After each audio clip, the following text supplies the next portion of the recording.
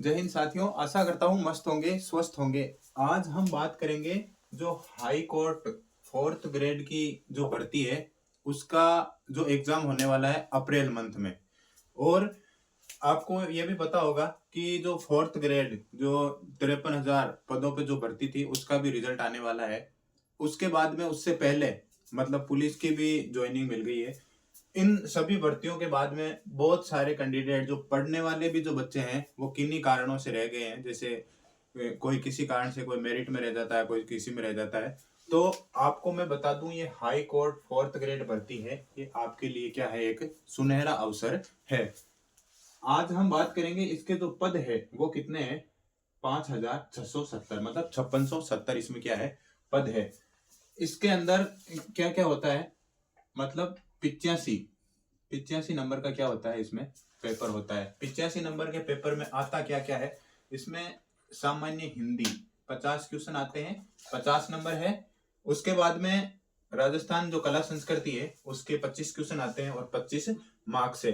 25 50 और 25 75 और 10 इंग्लिश के 85 और 10 15 नंबर का, इसमें 15 नंबर का क्या होता है, इसमें इंटरव्यू होता है। टोटल मिलाकर कितने हो गए, 100।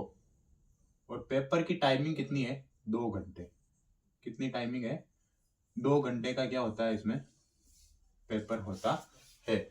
सिलेबस ज्यादा नहीं है बाकी भर्तियों की, जैसे सीईटी की बात करें, पटवार, ग्राम सेवक और भी अदर वैकेंसियों की बात करें तो उनका सिलेबस क्या है, बहुत लंबा चौड़ा है। उन भर्तियों की जिन कैंडिडेट ने तैयारी कर रखी है उनके लिए ये जो सिलेबस है वो क्या है, बहुत छोटा सा है। जैसे एक बड़ा समुद्र और एक छोटा तालाब, तालाब के समान ये क्या है, उसका सिलेबस है।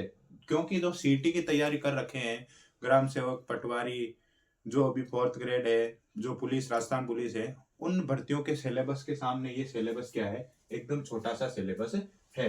सामान्य हिंदी के टॉपिकों के पहले सिलेबस की बात कर लेते हैं, उसके बाद में हम विस्तृत जानकारी प्राप्त करेंगे कि कैसे क्या करना है, सिलेक्शन कैसे होगा। देखो, सामान्य हिंदी, संज्ञा, सर्वनाम, विशेषण, समास, क्रिया, पर्यायवाची शब्द, संधि, शब्द शुद्धि, वाक्य शुद्धि, विलोम शब्द, काल, लोकोक्तियां, मुहावरे, एकार्थी शब्द और अनेकार्थी शब्द और व्यंजन। उसके बाद में राजस्थानी कला संस्कृति के टॉपिक है, राजस्थानी लोकोक्तियां, मुहावरे, कहावतें, बोलियां, राजस्थान की भौगोलिक स्थिति, राजस्थान के ऐतिहासिक व्यक्ति, राजस्थानी पहनावा, वेशभूषा, मेले, त्योहार, दर्शनीय और धार्मिक स्थल, लोक देवता और लोक देवियां, राजस्थान के लोकगीत, लोक नृत्य, राजस्थान के जो मूर्धन्य कवि और जो साहित्यकार है। उसके बाद में जो इंग्लिश है 10 नंबर की, उसके जो टॉपिक फोर्थ ग्रेड में भी आपने तैयारी कर रखी होगी, ग्राम से पटवारी में भी की होगी। Tense, article, active and passive voice, direct and indirect, synonyms and antonyms, पर्यायवाची और विलोम शब्द है, वन वर्ड हो गए, जेंडर लिंग हो गया, verb editing and omission, adjective, complex and compound sentence, arrangement of sentence, vocabulary, models. Models में क्या दे रखा है, कमांड वाले, रिक्वेस्ट, परमिशन, प्रोबेबिलिटी और ऑब्लिगेशन। ये इसका क्या है, सिलेबस है। इसके जो इंग्लिश है और जो हिंदी है, और ये सारे मतलब फोर्थ ग्रेड में तैयारी कर रखी होगी। मान लो बहुत सारे बंदे हैं किन्हीं कारणों से डीवी होगा, फिर रह जाएंगे।